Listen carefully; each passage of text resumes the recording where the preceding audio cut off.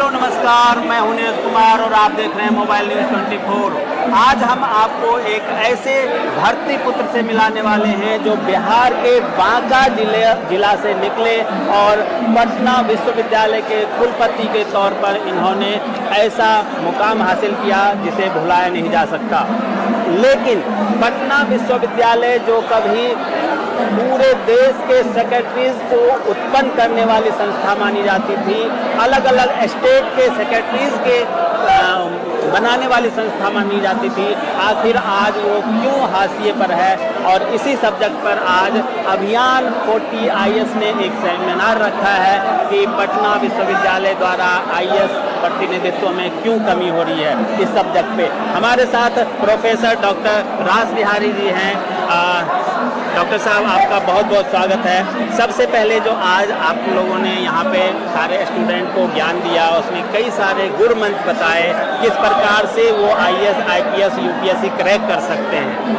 आखिर ऐसी क्या कमी रह गई है खासतौर पर बिहार की धरती में कि जो कभी IAS उत्पन्न करने की फैक्ट्री मानी जाती थी वो अब पिछड़ता जा रहा है। इस संबंध में हमारे दर्शकों को बताएं। मैं दर्शकों को बताऊंगा कि पटना विश्वविद्यालय का एकेडमिक एनवायरनमेंट या शैक्षणिक वातावरण या उसको संस्कृति भी गई है, उसके केमिस्ट्री में बड़ा बदलाव हो गया। परिणाम ये है थोड़े अच्छे घर के अच्छे विद्यार्थी बिहार छोड़ के बाहर चले जाते थे। पहले वो सब यहीं पढ़ते थे, वो अच्छे विद्यार्थी बाहर में जाके क्रैक करते हैं, वो यहाँ करते क्रैक क्यों जा रहे हैं? तो उसके जड़ में है हमने ना सिलेबस में सही परिवर्तन किया, ना हमने टीचरों की समय पे बहाली की, ना हमने कॉम्पिटिटिव इन्वायरमेंट। पटना की कभी IAS कोचिंग सेंटर संध्या समय चलता था पटना विश्वविद्यालय में, UGC मान्यता प्राप्त वो बंद हो गया है। माइनॉरिटी और गरीब बच्चों के लिए पिछड़ों लोगों के कुछ केंद्र हैं, लेकिन उनके सक्सेस रेट अगर आप उनको क्लर्क बना रहे हैं, उसी पे सेलिब्रेट कर रहे हैं, तो पटना कैसे आगे बढ़ेगा। उनको ये देखना चाहिए कि हम यहाँ से कितने UPSC निकालते हैं, कितने BPSC निकालते हैं। तो सबों को एक परिवर्तन लाना होगा। टीचर्स में ज्ञान की कमी नहीं है, बच्चे में उत्सुकता तभी होगी जब हम एक कल्चरल इन्वायरमेंट देंगे कि नहीं, अभी उनको पता ही नहीं कि UPSC तैयारी के क्या क्या इंस्टिंक्ट चाहिए, क्या चाहिए।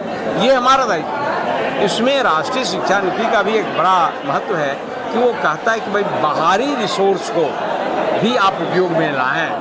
तो यहाँ पर शिक्षकों का ज्ञान, अब बाहर कोचिंग सेंटर पर पढ़ाने वाले टीचरों का अनुभव, ये दोनों मिलकर हमारे बच्चों को एक नया वातावरण देगा जिससे कि वो UPSC की तरफ इनकरेज होंगे। क्योंकि ऐसा नहीं कि वो नहीं कर सकते हैं, उनमें यहाँ भी अभी बहुत अच्छे लड़के रहते हैं जाने के बावजूद। तो इनको अगर अच्छा हम कर दिया, ग्रामीण परिवेश के बच्चे हैं, ये हमारे लिए बड़ी ज़्यादा सफलता होगी। पटना विश्वविद्यालय का नाम स्वतः स्थापित हो, जब लड़के पढ़ने में लग जाएंगे, अन्य छोटी छोटी चीज़ों की कोई रुचि नहीं रहेगी। और हम समझते हैं कि विश्वविद्यालय को, सरकार को, राजभवन को, कॉलेजेस को आगे आकर इस पर गहन मंथन करना चाहिए और बाजारू संस्थाओं से ना जो। पटना विश्वविद्यालय जो कभी IAS का फैक्ट्री माना जाता था, IAS बनाने उसकी फैक्ट्री माना जाता था, उसे आज क्या हो गया है कि उसकी प्रतिनिधित्व कमती जा रही है, घटती जा रही है। हमारे साथ यहाँ सर नाम भूल गया, राजकिशोर, हमारे साथ यहाँ के कुलपति राजकिशोर प्राचार्य, हमारे साथ यहाँ के प्राचार्य राजकिशोर प्रसाद जी हैं। इनसे हम जानेंगे और ये बड़े अच्छे शब्दों में आपको समझाने की कोशिश करेंगे कि आप भी अपने बच्चों को कैसे IAS IPS और BPSC कंप्लीट करवा सकते हैं। सर, आपका बहुत बहुत स्वागत है हमारे चैनल पे। धन्यवाद आपको। आप बताएं आज का जो ये सेमिनार था और इस सेमिनार का मूल मंत्र, आप अभिभावकों को, स्टूडेंट को क्या मंत्र देना चाहेंगे कि एक बार फिर से वो जो प्रतिष्ठा हमारे बिहार की बनी हुई थी कि बिहार के बच्चे सबसे ज़्यादा IAS कंप्लीट करते थे, अभी भी करते बिहार के ही हैं, लेकिन कहा जाता है कि बिहार मूल के बच्चे राजस्थान से IAS पास हुए हैं। और ऐसी खबरें हम लोग चलाते हैं, बिहार मूल होता है लेकिन वो किसी और स्टेट से होता है। तो उस चीज़ को बनाए रखने के लिए आप लोग क्या तैयार हैं? देखिए, हम एजुकेशनल इंस्टीट्यूशन है और हमें सौभाग्य से बीएन कॉलेज का मैं प्राचार्य हूँ। मैं एक प्राचार्य के रूप में पटना विश्वविद्यालय की गरिमा को जब सुना हूँ, जाना हूँ, तो जानते हैं पटना विश्वविद्यालय बिहार का नंबर 1 यूनिवर्सिटी है और इसका इतिहास रहा है कि ये आईएएस का एटीएम की तरह था। एक हॉस्टल से एक बैच में 20 से 25 विद्यार्थी आईएएस ऑफिसर बन जाए, ये बहुत बड़ी बात है। तो पटना विश्वविद्यालय की जो ये पुरानी गरिमा और सफलताएं जो थी वो कहीं ना कहीं ख़त्म हो रही है। अभी आप देखेंगे कि आपने जो ये बात कही कि भाई बिहार के मूल के थे लेकिन राजस्थान से जाकर किया उन्होंने, तो कहीं ना कहीं उसमें हमारा कंट्रीब्यूशन सिर्फ एलिजिबिलिटी मात्र की रह जाती है ना। पटना विश्वविद्यालय में 3 साल की जर्नी तय करते करते अगर बच्चा चौथे साल में आईएएस यूपीएससी क्रैक कर लेता है तो रियल कंट्रीब्यूशन पटना विश्वविद्यालय का कहा जाएगा कि भाई एकदम 100% ये पटना यूनिवर्सिटी के टीचिंग का प्रभाव था कि बच्चा एक पटना यूनिवर्सिटी के टेंट में घुसा, आदमी बनकर और आईएएस बनकर निकल गया। तो उस कंट्रीब्यूशन की बात जो होती है एक विश्वविद्यालय के द्वारा, या सिर्फ सिविल सर्विसेज ही नहीं, बहुत यूपीएससी कई तरह के एग्ज़ाम करती है जो अव्वल दर्जे की पद प्राप्ति जिन एग्जामिनेशंस को पास करने से होती है, साइंटिस्ट हुए, जियो साइंटिस्ट हुए, स्टैटिस्टिकल सर्विस है, इकोनॉमिक सर्विस है, बहुत सारी ऐसी परीक्षाएं हैं जो यूपीएससी के द्वारा आयोजित कराई जाती हैं और यूपीएससी क्रैक करने का मतलब होता है कि अपने देश में अव्वल दर्जे की नौकरी प्राप्त करना। बिल्कुल। तो कहीं ना कहीं हमारे एजुकेशनल इंस्टीट्यूशन के रूप में बच्चे जब हमसे पास आउट हों तो पास आउट होते होते अगर स्नातक स्तर की नौकरी है तो 3 इयर्स कंप्लीट या 4 इयर्स कंप्लीट करने के बाद उन्हें ज़्यादा से ज़्यादा कितने दिनों में क्रैक कर लेना चाहिए, ये सोचने की बात है। अगर वाकई हमने उनमें पोटेंशियल एनर्जी दी है, घड़ी में अगर चाबी दी है तो घड़ी चलनी चाहिए। बिल्कुल बिल्कुल, सीधी सी बात है, घड़ी चलनी चाहिए। घड़ी चल नहीं रही है, चाबी देने का हम दावे पर दावे कर रहे हैं, तो कहीं ना कहीं कुछ ना कुछ कमी है। उस कमी को दूर करने की क्या? दूर करने की, देखिए अब एग्जामिनेशंस होते हैं, विद्यार्थी जो है देहात परिवेश के भी हमारे थे। पटना यूनिवर्सिटी में लगभग 50% से ज़्यादा विद्यार्थी ग्रामीण परिवेश के हैं। हमें जो विद्यार्थी अभी के दौर में जो मिल रहे हैं उसमें से प्रीम कैटेगरी के विद्यार्थी कहीं दूसरे संस्थान में चले जाते हैं, जो आर्थिक रूप से बहुत अच्छे हैं वो प्राइवेट संस्थान की ओर मूव करते हैं। तो इन लोगों के सामने आर्थिक समस्याएं तो होती हैं, जो हमारे स्टूडेंट्स हैं आर्थिक समस्याएं होती हैं, चीज़ों को पूरे में समझने का अपॉर्चुनिटी नहीं मिलता है। जैसे यूपीएससी का सिलेबस है, क्या है, तैयारी कितने घंटे करने से हो जाएगी, किस तरह से पढ़ना चाहिए, पैटर्न क्या है, सिलेबस के डिफरेंट पोर्शन का वेटेज क्या है, इन सब सारी चीज़ों का ये कैरिकुलम का पार्ट नहीं है। यूनिवर्सिटी में जो हम लोग पढ़ाते हैं सब्जेक्ट मैटर पढ़ाते हैं। अब एक ही सब्जेक्ट मैटर से डिफरेंट तरह के एग्जामिनेशन होते हैं तो एग्जामिनर का दृष्टिकोण बदलता है, क्वेश्चन के उद्देश्य बदल जाते हैं, चीज़ें तो पूछी जाती है उसी में से। तो उस तरह के ओरिएंटेशन की विद्यार्थियों की ज़रूरत है जो उस परिस्थिति में यूपीएससी के लिए भी उनको, जैसे मान लीजिए पॉलिटिकल साइंस यहाँ पढ़ते हैं, हिस्ट्री पढ़ते हैं, ज्योग्राफी पढ़ते हैं, सब्जेक्ट मैटर तो वही रहते हैं लेकिन उस दृष्टिकोण में फिट नहीं बैठ पाते हैं। बिल्कुल बिल्कुल, इसके लिए बच्चे और अभिभावक के साथ ये ज़रूरी है कि बच्चों के बीच में अवेयरनेस हो, उनको बिल्कुल जानकारी होनी चाहिए कि हम वार में जो जा रहे हैं, कैरियर वार में, वहाँ हमें किस किस टूल्स की, अस्त्र शस्त्र की ज़रूरत पड़ेगी। तो ये अवेयरनेस जो है जो चल रही है को करिकुलर एक्टिविटीज़ के रूप में हम बीएन कॉलेज में लेक्चर सीरीज चलाते हैं। बिल्कुल, कम से कम हर महीने में 2 या 3 लेक्चर जरूर करवाते हैं, कैरियर ओरिएंटेड, विषय से डेवलपमेंट से ओरिएंटेड, इनोवेशन से ओरिएंटेड ये देने का प्रयास करते हैं। हमारा यही प्रयास है और अपने ही मनीषियों को जो हैं जिनका बड़ा कंट्रीब्यूशन है, आप रास बिहारी प्रसाद सिंह कोई माने इतना बड़ा नाम है कि आप इतने इनके शिष्य IAS अधिकारी हैं कि आप इनके साथ कहीं किसी ऑफिस में जाकर देख लीजिए कितनों को बनाया इन्होंने, पढ़ाया। बिल्कुल। तो मैं इस अपॉर्चुनिटी को यूँ लिया कि बच्चों के बीच में अगर थोड़ा सा अवेयरनेस हो जाए, और जैसा कि आपको कहा कि इकोनॉमिक कॉन्स्टेंट रहता है इन बच्चों के पास, तो अभियान 40 ऐसी संस्था है जो NGO के रूप में काम करती है और गरीब बच्चों को मैं देखता हूँ कि इनके यहाँ जब मैं जाता हूँ कभी फंक्शन में बुलाते हैं तो 50, 51, 80 स्टूडेंट्स जो हैं इनके यहाँ से BPSC एग्जामिनेशन में क्रैक करते हैं, उनको ये सर्टिफिकेट देते हैं, तो उस समय देख के बड़ी खुशी होती है।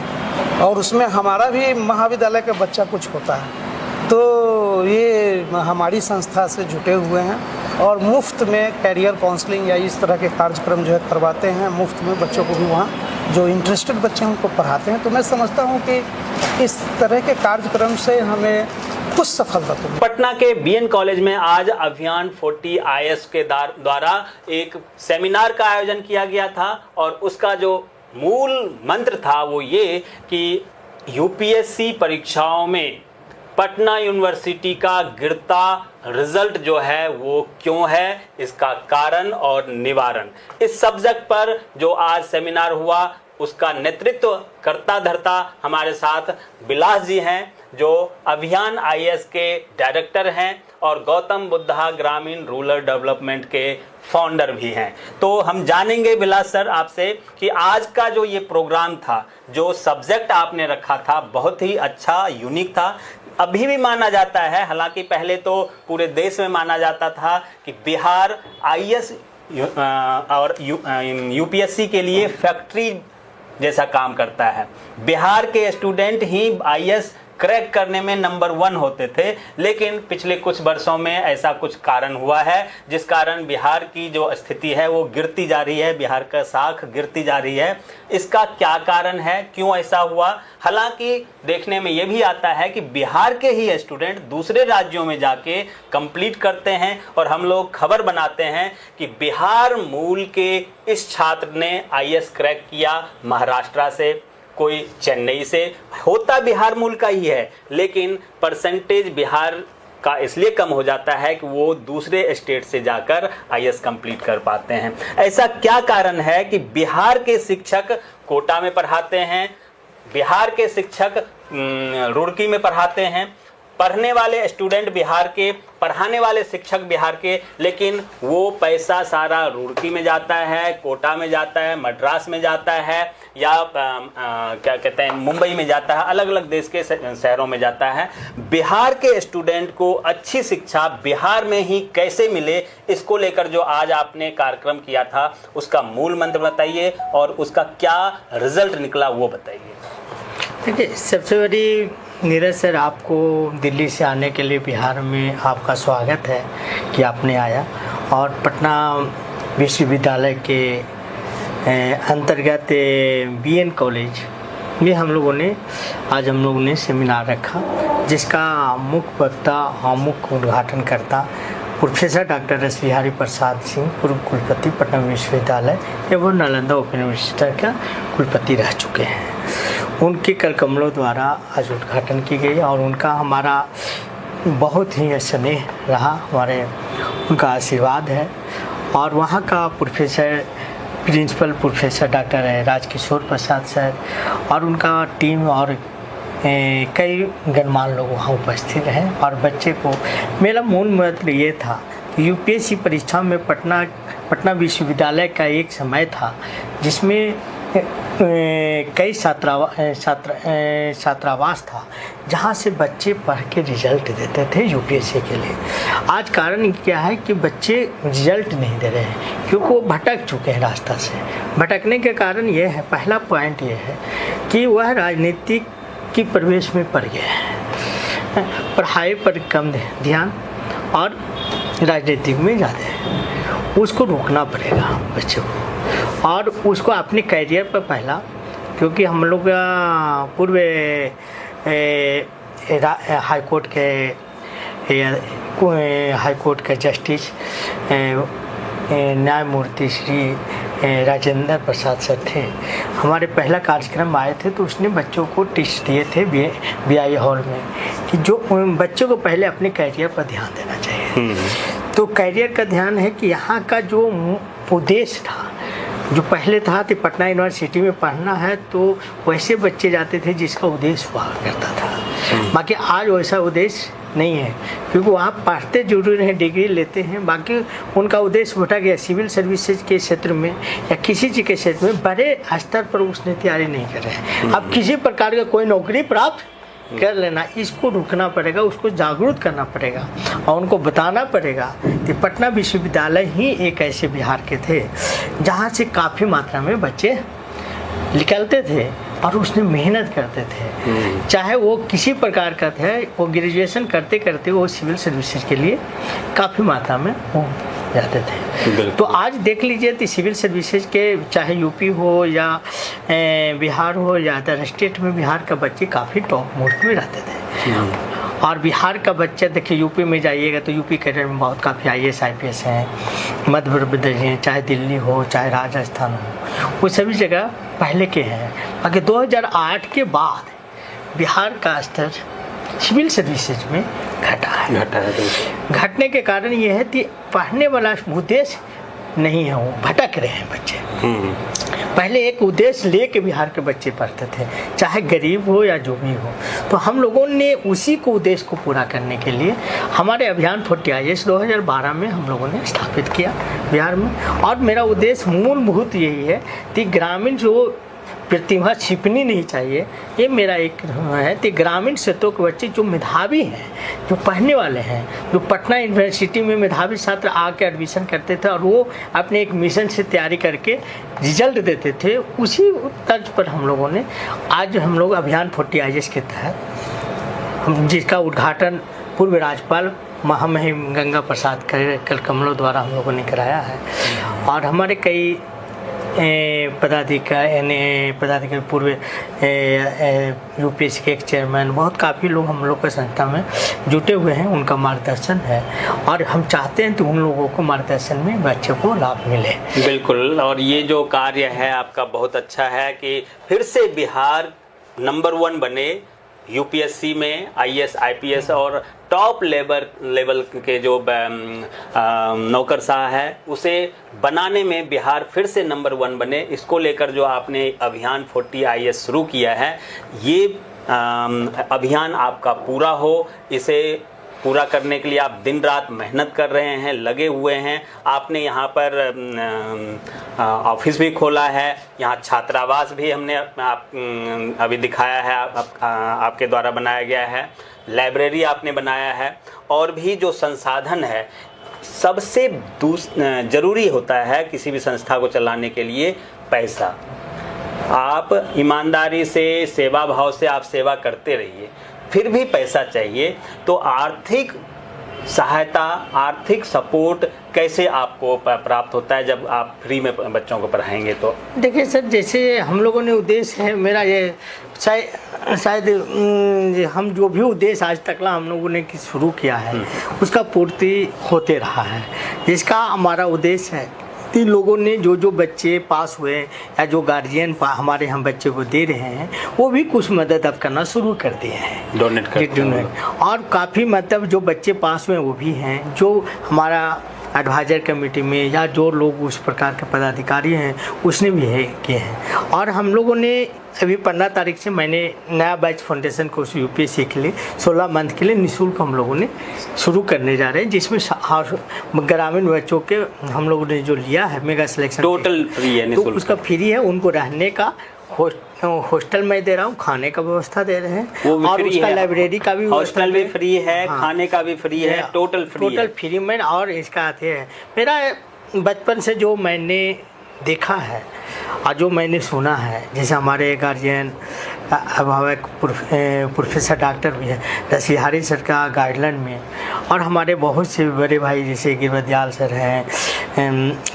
हमारे बड़े भाई अजय सर जो शुरू से हम लोगों को गाइडलाइन किए हैं कि बिहार का बच्चा जो बाहर पलायन कर रहे हैं, बाहर में जो रह रहे हैं, उसको कैसे बिहार में रोक के उसको सही मार्गदर्शन मिलना चाहिए। उसी के उद्देश्य पर मैंने हमने इसी को कर रहे हैं। और आज उसको जो पटना विश्वविद्यालय में BN कॉलेज में मैंने उसी को कहा है कि जो बच्चे को किसी प्रकार की आर्थिक स्थिति से दिक्कत है या जो भी चीज़ की आवश्यकता है वो हमारे यहाँ डायरेक्ट संपर्क करें, क्योंकि हमने निःशुल्क टेस्ट सीरीज, निःशुल्क उसको वीकली टेस्ट, निःशुल्क उसको क्लास, निःशुल्क हमने अपना फैकल्टी मार्गदर्शन में जैसे IAS IPS ब्यूरोक्रेट या शिक्षाविद लोग हैं जो हमारे साथ जुटे हुए हैं, बहुत काफ़ी लोग, जैसे professor doctor DN Sharma sir हैं, पूर्व ये या income tax commissioner Vijay Sharma sir हैं, चंद्रिका प्रसाद DIG साहब हैं, या पूर्व BPSC member DN Sharma sir हैं, RN दिवाकर सर पटना विश्वविद्यालय के हैं, फिर बहुत काफ़ी UPSC के एक चेयरमैन हमारे DP अग्रवाल सर हैं जो काफ़ी मतलब में गार्जियन के रूप में हम लोगों को मार्गदर्शन दे रहे हैं। तो इस प्रकार से बहुत काफ़ी लोग हमारे संस्था में जुटे हुए, वो चाहते हैं कि बिहार का डेवलपमेंट फिर से बच्चे का बिल्कुल फिर से बच्चे में वो गुण आए, फिर से अभिभावक जागरूक हो कि बिहार के बच्चे बाहर ना जाए, बिहार के बच्चे बिहार में ही रहे और बिहार में ही पढ़ाई करके बड़े बड़े पदों पर जाए, UPSC कंप्लीट करे, BPSC कंप्लीट करे। ये ध्येय है और बहुत ही सराहनीय कदम है विलास सर का जो आज इन्होंने इस मुकाम पर पहुंचाया है। इस मुकाम पर पहुंचाने में भी बहुत मेहनत किया है इन्होंने, वाकई सराहनीय है और काबिले तारीफ है। आपका बहुत बहुत धन्यवाद, आपने हमारे लिए वक्त निकाला। आने के लिए आप तमाम दर्शकों का भी बहुत बहुत धन्यवाद। नमस्कार।